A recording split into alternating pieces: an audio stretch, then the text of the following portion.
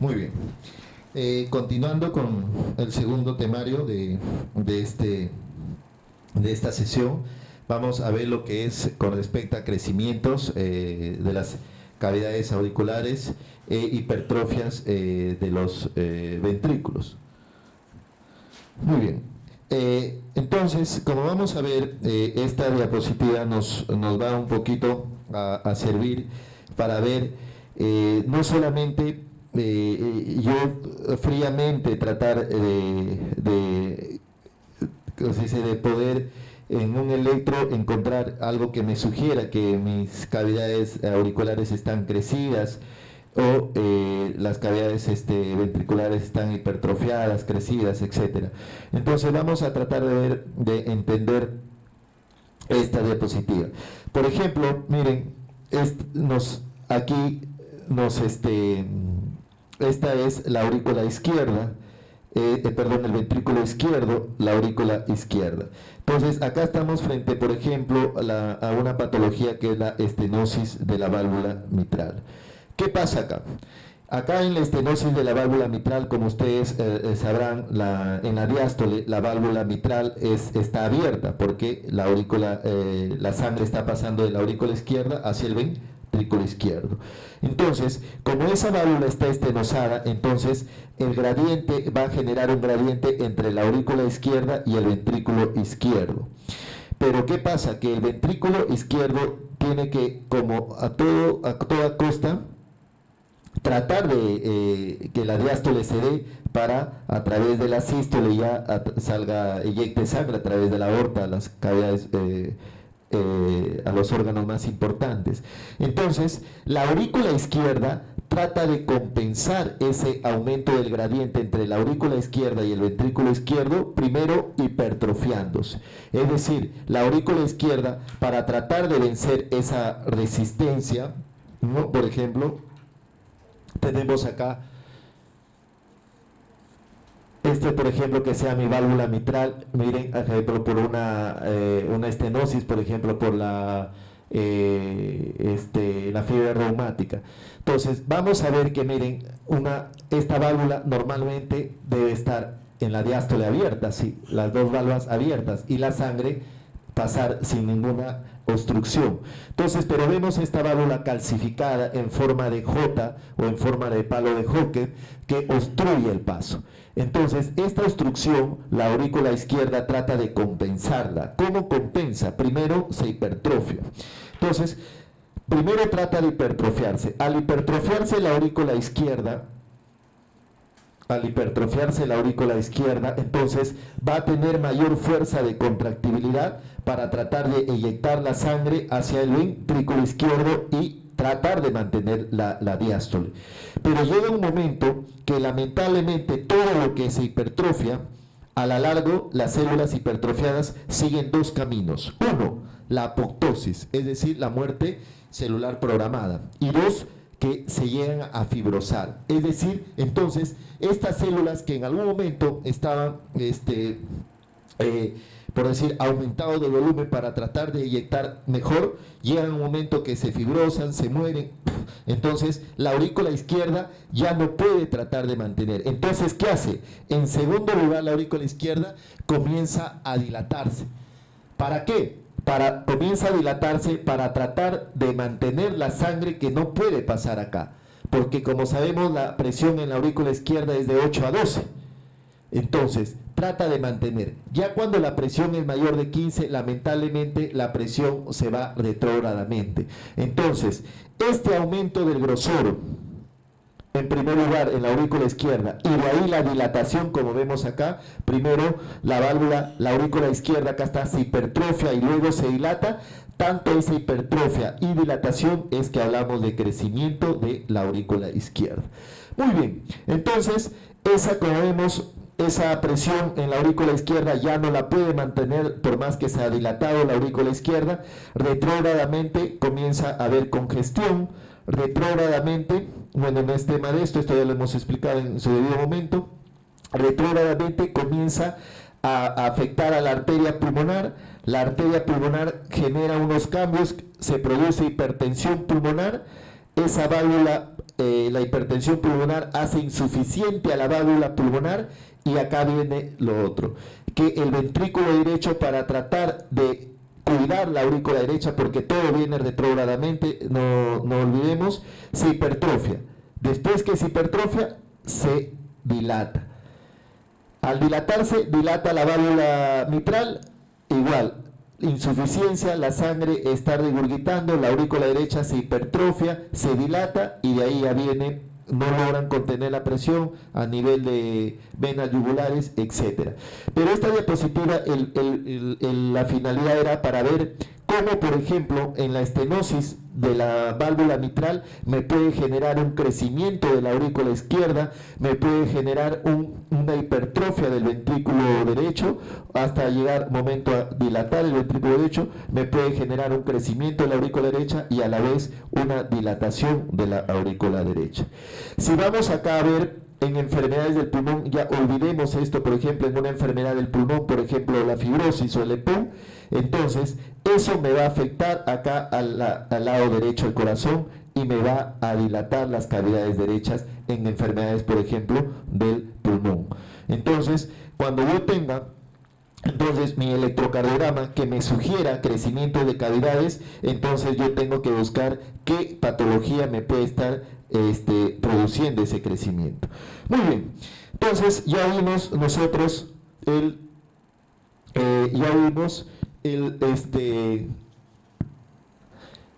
cómo la aurícula derecha se despolarizaba, y tanto la aurícula derecha y la aurícula izquierda se despolarizaban normalmente.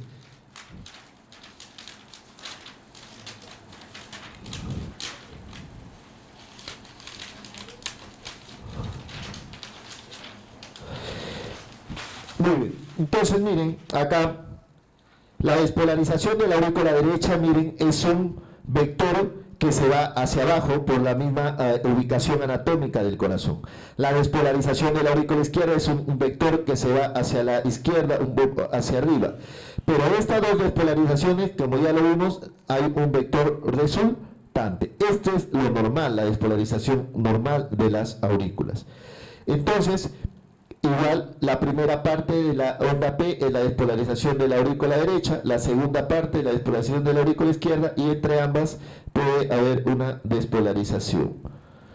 Muy bien, entonces, cuando a mí me va a sugerir por ejemplo, problemas de hipertrofia o de auricular derecha o de crecimiento de aurícula derecha, en enfermedades como les decía, cardiopatías congénitas, en el EPOC, en tetralogía de Fallot, en embolismo pulmonares, entonces me va a producir un crecimiento de la aurícula derecha. Entonces, cuando yo en el electrocardiograma me sugiere un crecimiento de aurícula derecha, tendría que indagar algún factor de riesgo. Por ejemplo, si yo tengo un paciente fumador, puedo estar sospechando en un EPOC. Si tengo un paciente postrado crónico, podré estar sospechando en un embolismo crónico, pulmonar crónico, etc. Muy bien, entonces, ¿cuáles son? Vamos a anotar los criterios de crecimiento de aurícula derecha. Entonces, existen dos criterios para crecimiento de aurícula derecha. ¿Cuáles son? El primer criterio dice: la onda P mayor de 2.5 milímetros, o lo mismo que mayor de 0,25 milivoltios en altura, es decir, en el eje Y, ¿correcto? En voltaje. ¿En qué derivadas? En las derivadas D2, D3 y ABF. ¿Correcto? Muy bien, ese es el primer criterio de crecimiento de aurícula derecha. Como ya sabemos, acá para hacerle recordar, la onda P en la derivada V1 era bifásica, tenía una parte positiva, una deflexión positiva de la despolarización de la aurícula derecha y una deflexión negativa de la despolarización de la aurícula izquierda. Entonces, no olvidemos esto, porque por aquí va el segundo criterio. Entonces, el segundo criterio dice: en V1, es decir, en la derivada 1, la deflexión positiva es mayor que 1 milímetro, tanto en tiempo Si es mayor que 1 milímetro en tiempo, será mayor que 0,04 segundos. Es mayor que 1 milímetro tanto en tiempo como en voltaje. Es decir, será mayor que 0,1 milivoltios. Entonces, esos son los dos criterios de crecimiento de la aurícula derecha. Entonces, miren, si se dan cuenta, acá estamos viendo la derivada onda P, la derivada de 3 en la derivada de 2, ¿correcto? Y ABF. Entonces, ¿pero por qué en esas derivadas? Entonces, veamos, mírenme. Yo tengo acá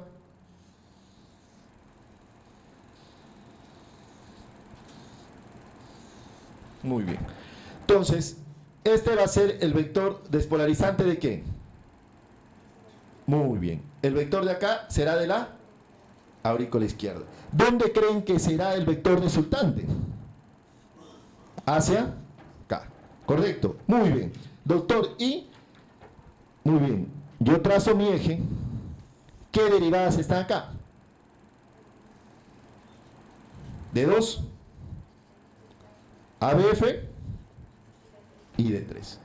Entonces, el crecimiento del componente de la aurícula derecha, correcto, entonces cuando la aurícula derecha crece, el vector resultante se va a mirar a las derivadas de la cara inferior. Por eso es que el criterio es onda P mayor de 2.5 milímetros en las derivadas de 2, de 3 y AF. Esta es la famosa P pulmonar, correcto, muy bien. Doctor, ¿y V1?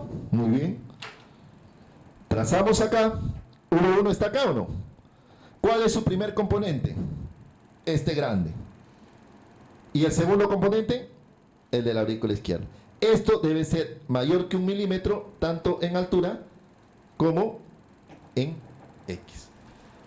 ¿Correcto? Por eso es que, entonces, este es el segundo criterio de el crecimiento de aurícula derecha. ¿Correcto? No olvidemos. Muy bien. Ahora, crecimiento de aurícula izquierda. Si yo tengo un electrocardiograma que me sugiere crecimiento de aurícula izquierda, aquí está la estenosis mitral, la insuficiencia mitral, la misma hipertensión, la insuficiencia aórtica. Entonces, me va a sugerir crecimiento de aurícula izquierda. Entonces, muy bien. Igual, ¿cuáles son los criterios de crecimiento de aurícula izquierda? Entonces, en crecimiento de la aurícula izquierda existen 3 criterios, que lo vamos a ver. Muy bien. ¿Cuál es el primer criterio? Dice, la onda P mayor que 3 cuadraditos o mayor que 0,12 segundos. ¿En qué? En el eje del tiempo. ¿En qué derivadas? En D2, ¿correcto? En D2, en D1, en ABL, B5 y B6. En esas derivadas. El segundo criterio dice, en V1, la deflexión negativa será mayor que 1 milímetro, igual, tanto en el eje X como en el eje Y. Y el tercer criterio es una onda P mellada, la famosa P mitral. Acá no olvidemos, esta es la famosa P pulmonar.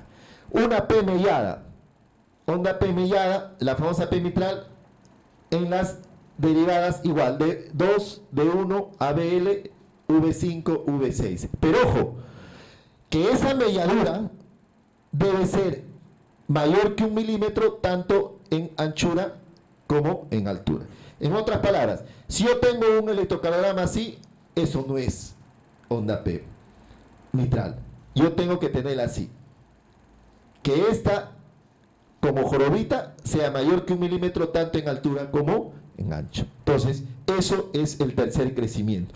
Muy bien, doctor, ¿y cómo así? Vamos a verlo. Entonces, acá mismo, miren, tengo ahora el componente de la aurícula derecha.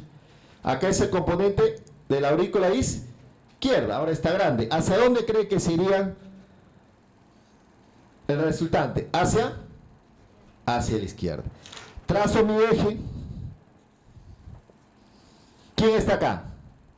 D1. ¿Quién está acá? ABL, y acá está D2. Por eso en ellos. Y si trazo el de acá, B6 y B5. Por eso cuando ustedes en sus libros lean, ya saben, van a encontrar, cuando lo repasen, ya saben por qué en esas derivadas, ¿ya? Porque por la misma distribución. Y lo mismo pasaría en 9.1, para ver el otro criterio. En 9.1 va a estar acá o no. Su primer componente, la deflexión positiva de la despolarización de la aurícula derecha. Y el segundo, grande, de la deflexión de la aurícula izquierda.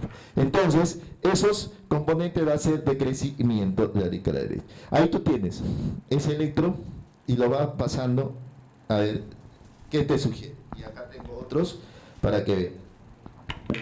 Están las dos crecidas ahí. Oh. Ese es interesante que te lo digo. A ver, es de ambas.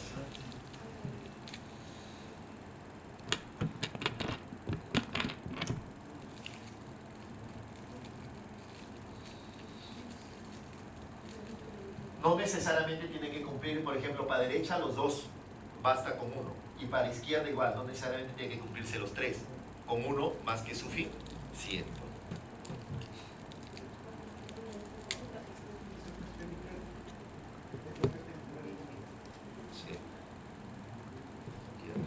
Pero el que te da es de las dos, ¿eh? Derechas y izquierdas, ¿eh? Mira V1.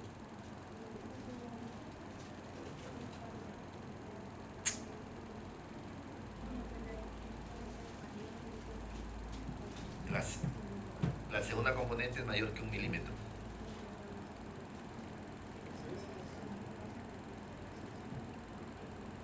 Y tiene 3, hacia arriba tiene 3.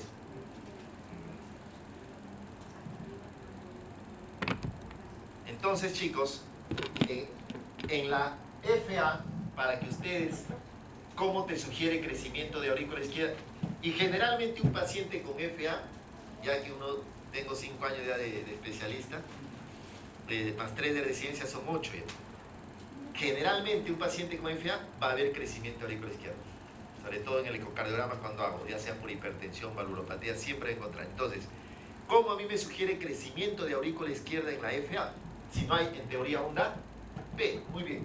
Nosotros en la fibrilación en general hablamos de unas famosas,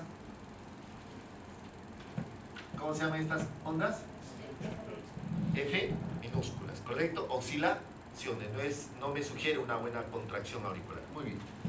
Cuando en la derivada V1, esas oscilaciones, esas ondas F,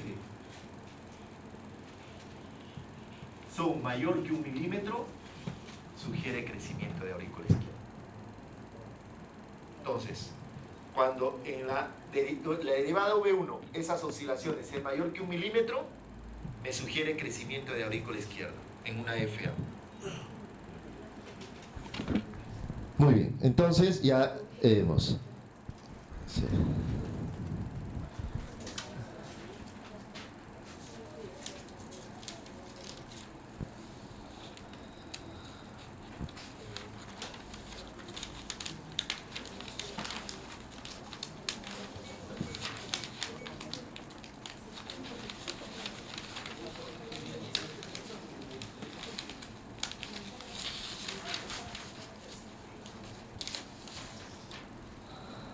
No, por ahí. Colócalo. Muy bien, seguimos. Entonces, vamos a ver ahora crecimientos de los ventriculares. Muy bien, esto ya lo habíamos explicado, entonces miren cómo se da la despolarización normal de los ventrículos. El vector 1, que era despolarización del septum. Como mira V1, V1, V2, ahí está la deflexión positiva, pequeña. El vector 2 era resultante de ¿qué? De la despolarización del ventrículo derecho y el ventrículo izquierdo. Como el ventrículo izquierdo es 3 veces más el músculo que el ventrículo derecho, va a ir hacia acá. El vector 2 con respecto a V1, V2 se aleja. Si se aleja es una deflexión negativa. ¿Por qué profunda, grande? Porque es mayor el vector. Y con respecto a V5, V6 será lo mismo que ya explicamos. Muy bien, entonces nunca olviden, cuando ustedes, por eso uno cuando lee el electrocardiograma, ya nosotros que tenemos experiencias, una miradita, ¿no? ¿Por qué? Porque miren en V1, si yo tuviera un electro acá, miren V1, ¿es normal, digo esto? No, porque yo ya sé que es pequeño y eso, entonces digo, acá va a pasar algo. Entonces, ¿cuáles son los criterios? Hay varios, pero el criterio generalmente para su nivel es uno, que en V1, esto es hipertrofia del ventrículo derecho, en V1, R es mayor que 7 milímetros, ¿correcto? Ese es un criterio. Otro criterio es que el eje está desviado a la derecha. Y otro criterio es que en V1, V2 vamos a encontrar este patrón. Generalmente T negativas. Tanto en V1, V2. O sea, puede haber un descenso LST con T negativas. Pero el principal criterio es el de acá. Muy bien, entonces vamos a ver que eso también sale de la despolarización. Como vemos acá, miren, ahora, ¿quién es el grueso? ¿El ventrículo izquierdo o el derecho? El derecho. Entonces, el vector 2, ¿hacia dónde se va a dirigir? Ahora, ¿usted cree que se dirigirá hacia la izquierda? No, se va a dirigir hacia la derecha. Entonces, el vector 1 del secton que se dirige hacia V1, V2, más el vector 2, van a dar esa onda alta, generalmente. A diferencia de en el lado izquierdo, en V5, V6, que no es así. Muy bien, ahí vemos en la hipertrofia del ventrículo derecho, miren, tenemos en V1, R alta, R alta. Aquí está, desviación del ángulo a la derecha, aumento del voltaje en la sonda R en V1, mayor que 7 milímetros, hay un índice de Lewis de negativo 27, índice de Cabrera y una dextrorotación. Esos son ya un poquito de criterios, más ya un poco de la especialidad. El criterio principal es el eje a la derecha y R en V1 mayor que 7 milímetros. Entonces eso es importante. ¿Cómo creen que sería la hipertrofia del ventrículo izquierdo? Una exageración de lo normal. Si per se ya el ventrículo izquierdo es 3 veces más grueso que el derecho, si está hipertrofiado, por eso es que, miren las ondas S, demasiado profundas, y miren las ondas R, demasiado altas. Eje a la izquierda y miren T negativas, este lado en V5, V6, miren, T negativas. Entonces, esto me sugiere crecimiento de la aurícula izquierda. Pero el que ha venido en examen, el más internacional, es el Sokolov.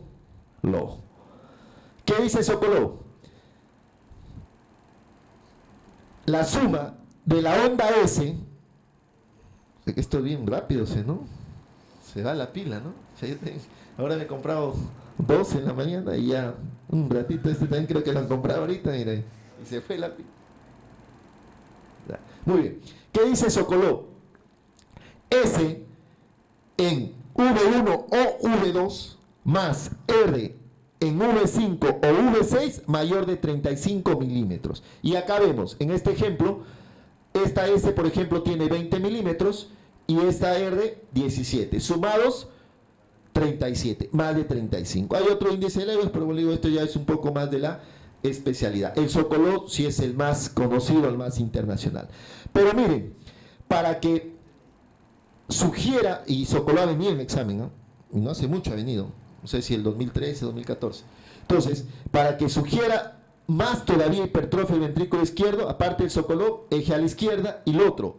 En V5, V6, no lo olviden, esa depresión con T negativa, pero es una T asimétrica, porque la T simétrica más da para cardiopatía isquémica, ¿correcto?